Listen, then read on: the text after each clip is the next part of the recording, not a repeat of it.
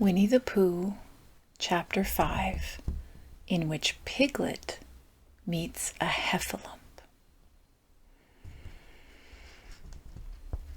One day, when Christopher Robin and Winnie the Pooh and Piglet were all talking together, Christopher Robin finished the mouthful he was eating and said carelessly, "I saw a Heffalump today, Piglet."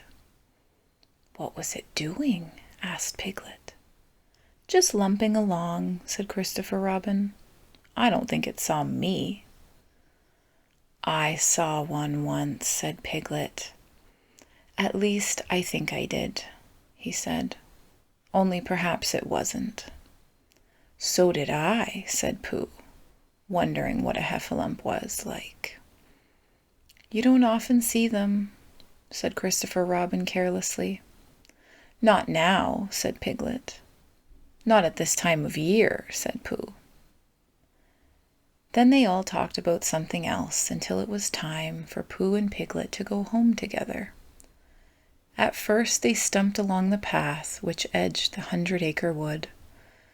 They didn't say much to each other, but when they came to the stream and had helped each other across the stepping stones, and were able to walk side by side again over the heather, they began to talk in a friendly way about this and that.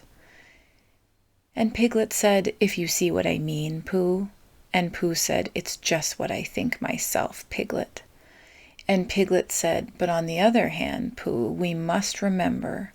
And Pooh said, "Quite true, Piglet, although I had forgotten it in the moment." And then, just as they came to the 6 pine trees, Pooh looked around to see that nobody else was listening, and said in a very solemn voice, "Piglet, I have decided something." "What have you decided, Pooh?"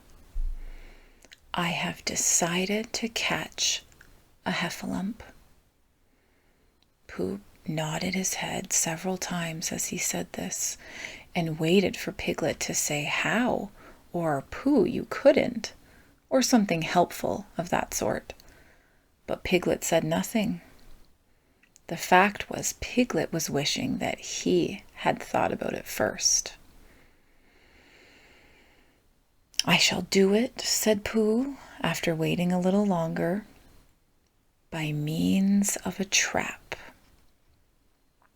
And it must be a cunning trap, so you will have to help me, Piglet." "Pooh," said Piglet, feeling quite happy again now, "I will." And then he said, "How shall we do it?" And Pooh said, "That's just it. How?" And then they sat down together to think it out.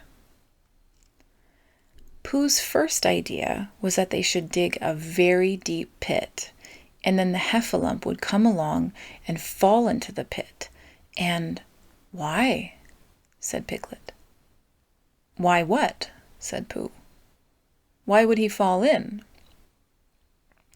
Pooh rubbed his nose with his paw and said that the Heffalump might be walking along, humming a little song and looking up at the sky, wondering if it would rain, and so he wouldn't see the very deep pit until he was halfway down, when it would be too late.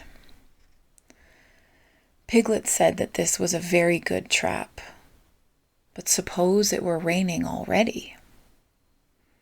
Pooh rubbed his nose again and said that he hadn't thought of that. And then he brightened up and said that if it were raining already, the Heffalump would be looking at the sky, wondering if it would clear up.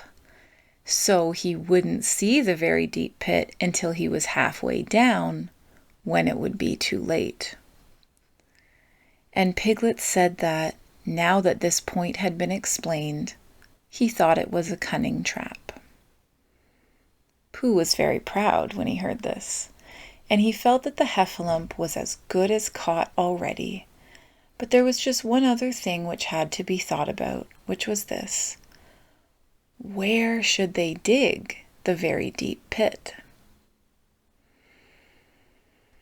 Piglet said that the best place would be somewhere where Heffalump was just before he fell into it, only about a foot further on. But then he would see us digging it, said Pooh. Not if he was looking at the sky, said Piglet. He would suspect, said Pooh, if he happened to look down.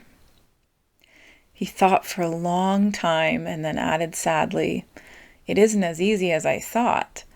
I suppose that's why heffalumps hardly ever get caught."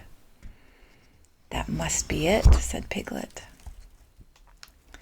They sighed and got up, and when they had taken a few gorse prickles out of themselves, they sat down again. And all the time Pooh was saying to himself, "If only I could think of something." For he felt sure that a very clever brain could catch a heffalump, if only he knew the right way to go about it. "Suppose," he said to Piglet, "you wanted to catch me. How would you do it?" "Well," said Piglet, "I should do it like this. I should make a trap, and I should put a jar of honey in the trap. And you would smell it, and you would go in after it, and I would go in after it," said Pooh excitedly. "Only very carefully so as not to hurt myself, and I would get to the jar of honey, and I should lick around the edges, first of all, pretending that there wasn't any more, and then I should walk away and think about it a little, and then I should come back and start licking in the middle of the jar. And then, yes, well, never mind about that. There you would be, and there I should catch you. Now the first thing to think of is, what do heffalumps like? I should think acorns, shouldn't you? We'll get a lot of, I say, wake up, Pooh." Pooh, who had gone into a happy honey dream, woke up with a start and said that honey was a much more trappy thing than haycorns. Piglet didn't think so, and they were just going to argue about it when Piglet remembered that if they put acorns in the trap, he would have to find the acorns. But if they put honey, then Pooh would have to give up some of his own honey. So he said, "All right, honey then," just as Pooh remembered it too, and was going to say, "All right, haycorns."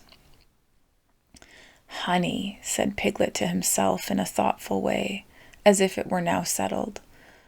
"I'll dig the pit while you go and get the honey." "Very well," said Pooh, and he stumped off. As soon as he got home, he went to the larder, and he stood on a chair and took down a very large jar of honey from the top shelf. It had honey written on it, but just to make sure, he took off the paper cover and looked at it, and it looked just like honey. "But you never can tell," said Pooh. "I remember my uncle saying once that he had seen cheese just this color." So he put his tongue in and took a large lick.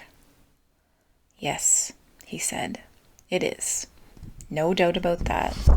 And honey, I should say, right down to the bottom of the jar. Unless, of course," he said, "somebody put cheese in at the bottom of just for a joke. Perhaps I had better go a little further, just in case heffalumps don't like cheese, same as me. Ah," and he gave a deep sigh. "I was right. It is honey, all the way down." Having made certain of this, he took the jar back to Piglet, and Piglet looked up from the bottom of his very deep pit and said, "Got it?" And Pooh said, "Yes, but it isn't quite a full jar." And he threw it down to Piglet, and Piglet said, "No, it isn't. Is that all you've got left?" And Pooh said, "Yes, because it was. So Piglet put the jar at the bottom of the pit and climbed out, and they went off home together.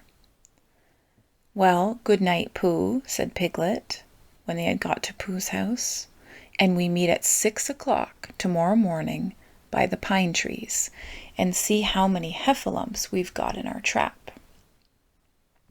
6 o'clock, Piglet. And have you got any string? No. Why do you want string? To lead them home with. Oh. I think heffalumps come if you whistle, said Piglet. Some do and some don't. You never can tell with heffalumps. Well, good night, said Pooh. Good night, said Piglet. And off Piglet trotted to his house, Trespassers W., while Pooh made his preparations for bed. Some hours later, just as the night was beginning to steal away, Pooh woke up suddenly with a sinking feeling. He had had that sinking feeling before, and he knew what it meant. He was hungry. So he went to the cupboard and stood on a chair and reached up to the top shelf and found nothing. That's funny, he thought. I know I had a jar of honey there, a full jar, full of honey right up to the top, and it had honey written on it so that I should know it was honey. That's very funny. And then he began to wander up and down, wondering where it was, and murmuring a murmur to himself, like this. It's very, very funny, 'cause I know I had some honey, 'cause it had a label on saying honey. A galoptious full up pot too, and I don't know where it's got to. Now I don't know where it's gone, well, it's funny. He had murmured this to himself 3 times in a singing sort of way, when suddenly he remembered. He had put it into the cunning trap to catch the heffalump. Bother, said Pooh. It all comes of trying to be kind to heffalumps. And he got back into bed. But he couldn't sleep. The more he tried to sleep, the more he couldn't. He tried counting sheep, which is sometimes a good way of getting to sleep. And as that was no good, he tried counting heffalumps. And that was worse, because every heffalump that he counted was making straight for a pot of Pooh's honey and eating it all. For some minutes he lay there miserably, but when the 587th heffalump was licking its jaws and saying to itself, "Very good honey, this. I don't know when I've tasted better," Pooh could bear it no longer. He jumped out of bed. He ran out of the house, and he ran straight to the 6 pine trees.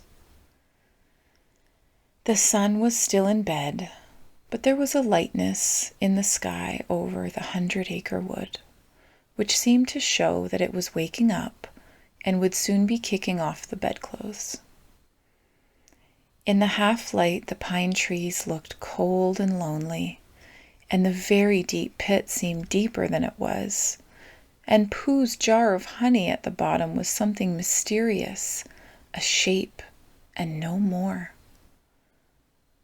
But as he got nearer to it, his nose told him that it was indeed honey, and his tongue came out and began to polish up his mouth, ready for it.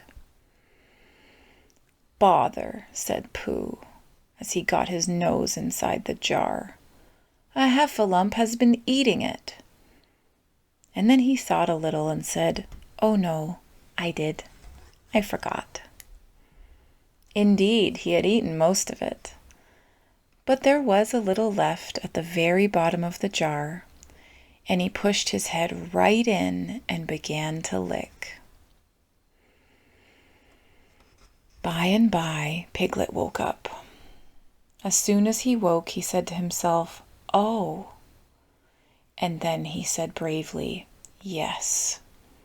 And then still more bravely, "Quite so." But he didn't feel any very brave, for the word which was really jigging about in his brain was heffalumps.